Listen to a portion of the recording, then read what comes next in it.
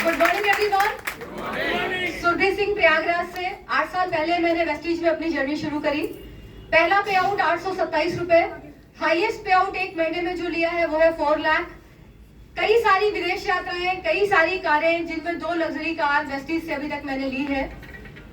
Thailand trip जो लोगों ने क्वालिफाई किया था 80 लोगों ने, अभी तक 76 लोग यात्रा करके वापस आ चुके हैं।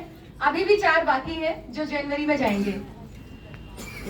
टीम में बहुत सारे लोग हैं जो लाखों की इनकम ले रहे हैं और अपनी खुद की कारों में चल रहे हैं, विदेश यात्राएं कर रहे हैं। जब आप इस यात्रा पे चलेंगे तो 2 चीजें होती हैं। आपके अंदर की आवाज आपको कहती है कि ये मुझसे हो सकता है, मैं कर सकता हूं, जब आप इस माहौल में होते हैं। लेकिन जब आप इस दुनिया से बाहर निकल के जाते हैं तो लोग आपको ये यकीन दिलाना चाहते हैं कि आप नहीं कर सकते, आपसे नहीं होगा। जब आप वहां पे ऐसी बातें सुनते हैं तो आपको दोबारा फिर से इस मीटिंग के अंदर आना है।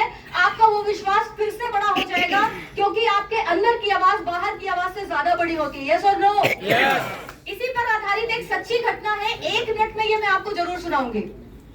जापान में भूकंप बहुत ज्यादा आते हैं, ये बात आपको पता है? यस।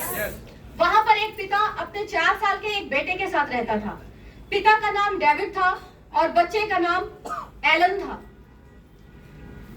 एक दिन डेविड अपने बच्चे को घर पे छोड़ के काम पे चला गया और जब वो वापस घर लौटा तो दूर से ही उसने देखा कि दिन में एक बहुत बड़ा भूकंप आया था। पूरा गांव तहस नहस हो चुका है। बहुत मुश्किल से ढूंढते ढूंढते वो अपने घर तक पहुंचा। आसपास लोग बहुत ज्यादा रो रहे थे, चिल्ला रहे थे, चीखें सुनाई दे रही थी। जब उसने अपने घर को पहचाना उसके बाद उसने जल्दी जल्दी मलबे हटाने शुरू किए।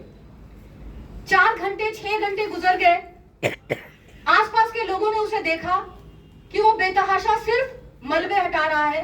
वो आए, उसे समझाने लगे, उसे समझाया कि अपने आप को समझाओ, हमने भी अपने परिजनों को खोया है। डेविड उनसे एक बात पूछता, विल यू हेल्प मी? तुम मेरी मदद करोगे इसमें?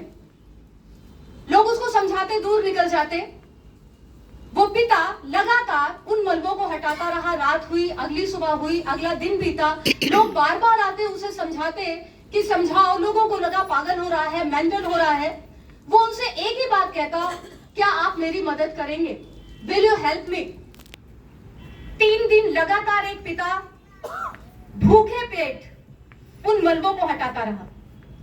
चौथी सुबह उसने जैसे ही एक पूरी ताकत लगाकर, एक बल्ली गिरी थी, उस पटरे की बल्ली पर पूरी ताकत लगा के जैसे ही उसने उस बल्ली को उठाया, नीचे से एक आवाज आई, पापा।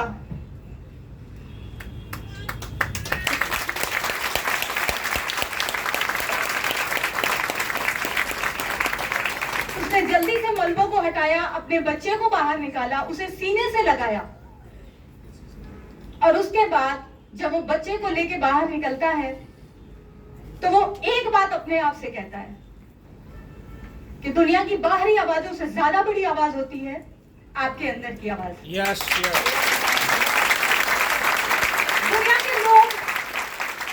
दुनिया के लोग उसे समझा रहे थे कि तुम भी मान लो तुम्हारा बच्चा मर चुका है, लेकिन वो एक पिता, उसके अंदर की आवाज कहती थी, जब तक मैं देखूंगा नहीं, मैं मानूंगा नहीं। अनवरत भूखे पेट उसने उस जर्नी को जारी रखा। जब आप इस यात्रा पर चलेंगे, बहुत से लोग आपको मिलेंगे जो बोलेंगे तुमसे नहीं हो पाएगा। तुम और विदेश यात्रा, तुम और लाखों की इनकम, तुम और फॉरेन ट्रिप, तुम और लग्जरी कार। लेकिन बस एक बात याद रखिएगा, दुनिया की बाहरी आवाजों से ज्यादा बड़ी आवाज होती है आपके अंदर की आवाज। हमेशा उसे सुनिएगा, क्योंकि वो आवाज जो आपके अंदर की आवाज है, वो ईश्वर की आवाज है, वो सच्ची आवाज है। Thank you so much.